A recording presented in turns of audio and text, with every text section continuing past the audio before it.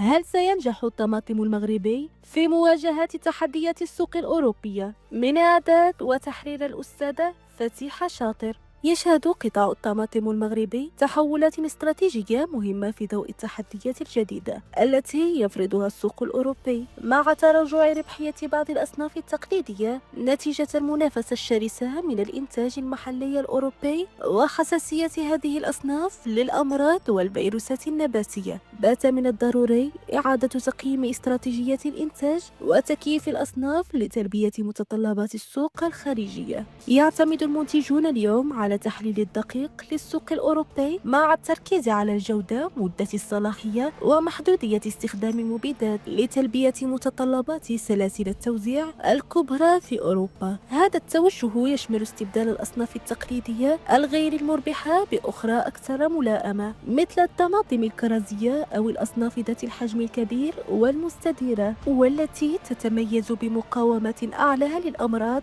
وتحافظ على النكهة الطبيعية، ما يعزز القدرة التنافسية للصادرات المغربية. التحديات المناخية تشكل عاملا رئيسيا في إعادة رسم خريطة الإنتاج، فقد أثرت موجات الحر المتكررة وظروف الجفاف على إنتاجية بعض الأصناف، ما دفع المنتجين إلى تبني أساليب زراعية أكثر مرونة تشمل إعادة جدولة مواعيد الزراعة وتحسين أنظمة الري وتطبيق تقنيات الزراعية مقاومة للفيروسات. كما أصبح اقتلاع النباتات المصابة أحد الإجراءات الأساسية للحد من انتشار الأمراض النباتية، مع الاستفادة من التجربة السابقة لضمان استمرارية الإنتاج دون خسائر كبيرة. الانعكاسات الاقتصادية لهذه التحولات تتجاوز الحقول الزراعية لتصل إلى المجتمعات المحلية، خصوصا في مناطق مثل سوس ماسا التي تمثل قلب الإنتاج المغربي للطماطم. فالتغير في الأصناف والأساليب الزراعية يساهم في حماية الدخل الزراعي،